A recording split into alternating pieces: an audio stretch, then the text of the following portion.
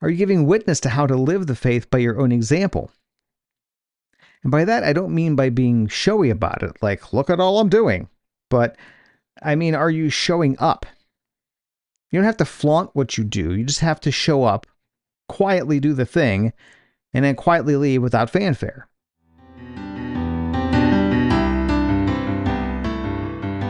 This is Mike from Catholic Treehouse. I'd like to welcome you to episode 66 of the Saint in Progress podcast, your source for inspiration, information, and directions for your soul's journey back home to the Father's house.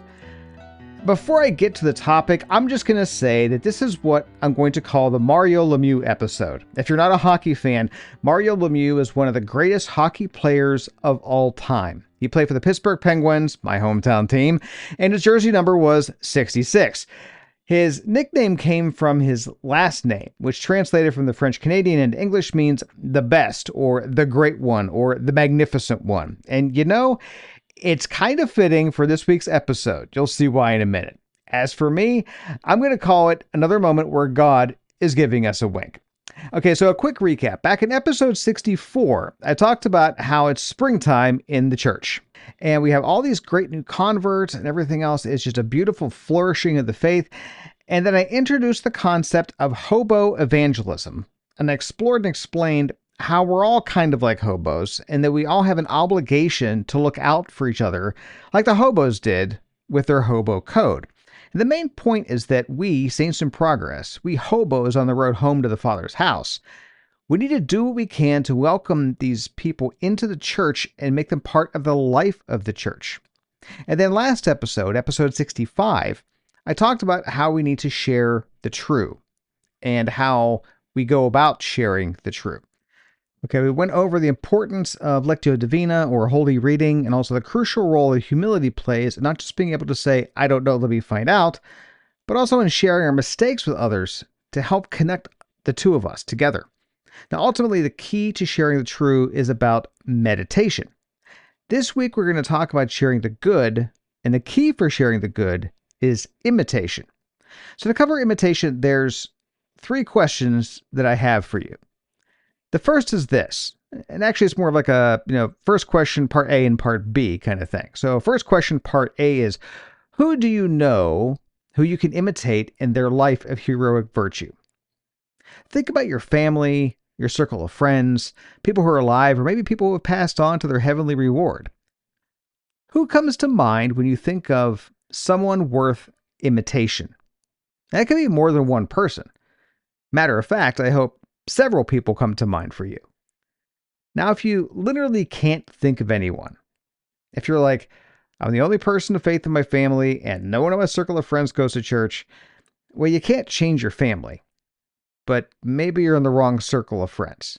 And I tell my daughters all the time, you are an average of your 5 closest friends. So if you can't think of anyone worth imitating, then that's a problem that needs addressing, and it's something beyond the scope of this episode. But hopefully there's at least one person who comes to mind as someone that you know who has heroic virtue, who steadfastly lives the faith, and you can just tell that they're a living saint. Now, there's other people worth imitating. And this is going to be question 1B, and that's the saints. Who among the saints do you have a connection with? A special connection to? The saint you're named after, maybe, or maybe your confirmation saint? Or maybe other saints you've learned about and have formed a connection with. Now, if none pop immediately to mind, that's another problem, because the best people to imitate are canonized saints. If you don't know much about them, if there's no saint that immediately pops into your mind that you have a special connection to or whatever, and you're not really deep on the lives of the saints, may I suggest picking up a copy of the Saint Challenge at thesaintchallenge.com? or over on Amazon. One of the reasons I wrote the Saint Challenge was to introduce people to the saints, because there's a saint or 2 or 10 for everyone.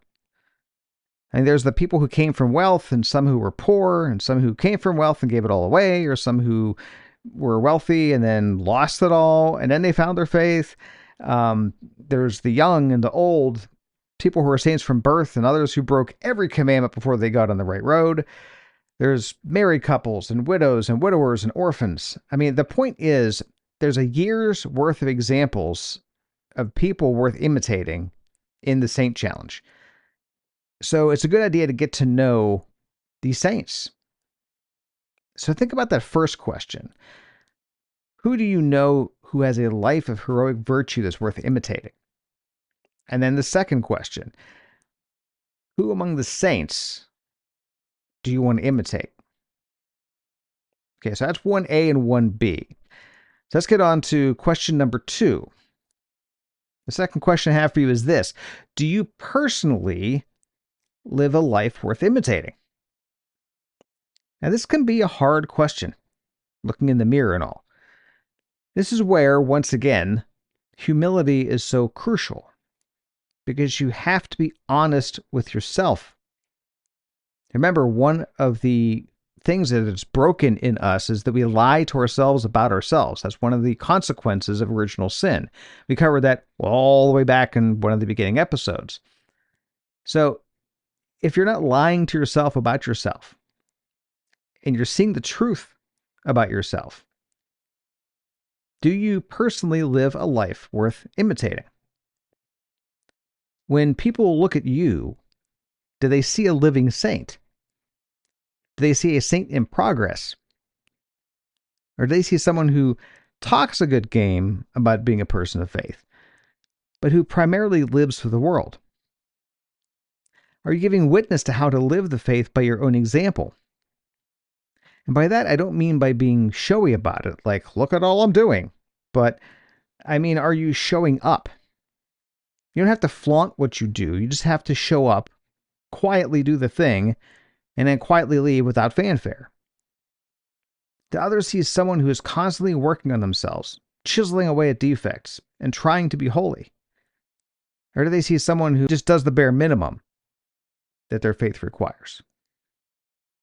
Do you attend Mass regularly and reverently? Do you go to confession regularly? Do you have a holy hour of Eucharistic adoration? Are you the husband, wife, parent, grandparent, brother, sister, uncle, aunt, son, daughter that other people want to be because of your virtue? Bottom line, do you personally live a life worth imitating? Okay, the last question, question number 3 is this. Who can you invite to do one good thing that you're doing?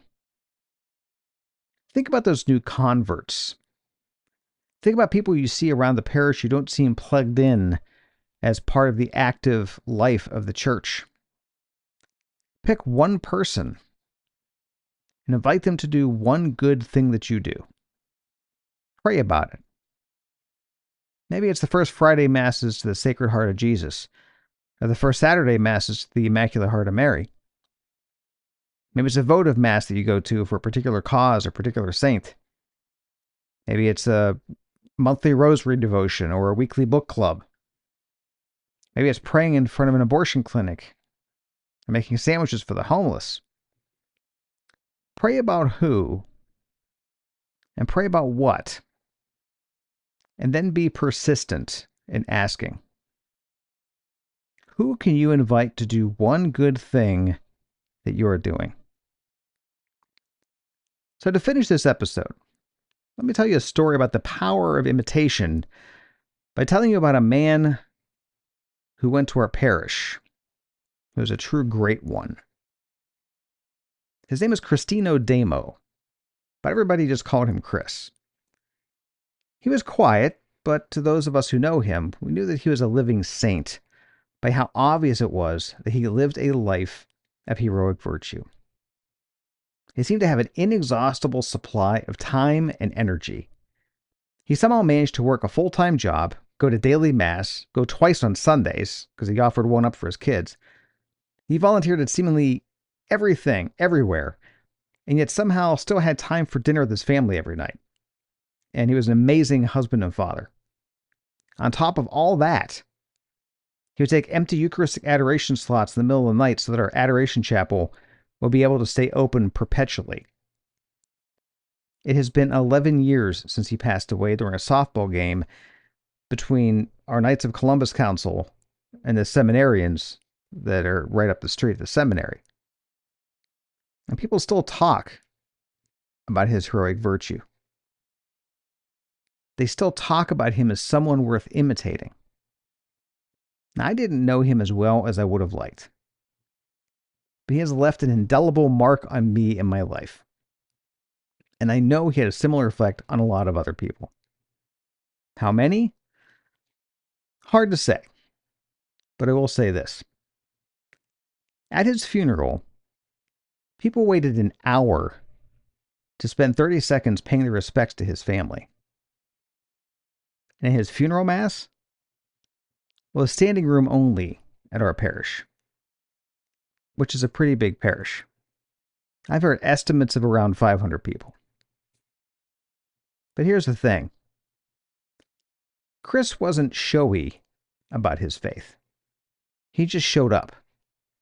And he was persistent. To show you the power of this approach when it comes to drawing people into the life of the church through imitation, let me share how this living saint impacted me in a monumental way. After every Knights of Columbus meeting, he would single me out and come over to me and say, "Hey, Mike, do you have an hour of Eucharistic adoration yet?" And I'd always reply, No, I'm too busy. Maybe later when my kids grow up a little bit." And he'd just smile and he'd hold up his finger and ask me, "You can't give Jesus 1 hour a month? It'll change your life." Now, eventually his persistence paid off. I have a weekly holy hour of Eucharistic adoration. And aside from Mass, it's the most important hour of my life. And he was right. It did change my life. And it continues to change my life. I can honestly say the Catholic Treehouse would not exist if it wasn't for Chris Damo being a person worth imitating who persisted in asking me to imitate one good thing that he was doing. And I can also say that I wouldn't have the faith I have right now if it wasn't for that 1 hour a week I spend with the Lord that he asked me to imitate him in doing. And no offense to Mario Lemieux and his amazing hockey skills, but the faith I have right now is because of a true great one named Chris Damo, who I fully believe will one day be a canonized saint. And isn't that a person worth imitating? So remember, the key for sharing the good is imitation. We need to imitate the good so that we can be good so other people want to imitate us. Now, next week, I'll be covering how to share the beautiful. Be sure to subscribe so you don't miss it. And if you have a subscription to just the podcast through whatever podcast app you happen to be using, that's great. Thank you. Please rate and review because it helps the algorithms recommend the show to other people. But just a reminder, if you subscribe on Substack at catholictreehouse.substack.com, I share bonus material with the podcast episodes sometimes. In addition, we are coming up on summer when the podcast goes on hiatus and I post written pieces instead. So if you subscribe on Substack, you'll get these emailed to you. Also on Substack, you can, if you want, support the show with a paid subscription. Now, if you want to be notified of new books and other details about what's going on at Catholic Treehouse, subscribe to the mailing list at catholictreehouse.com.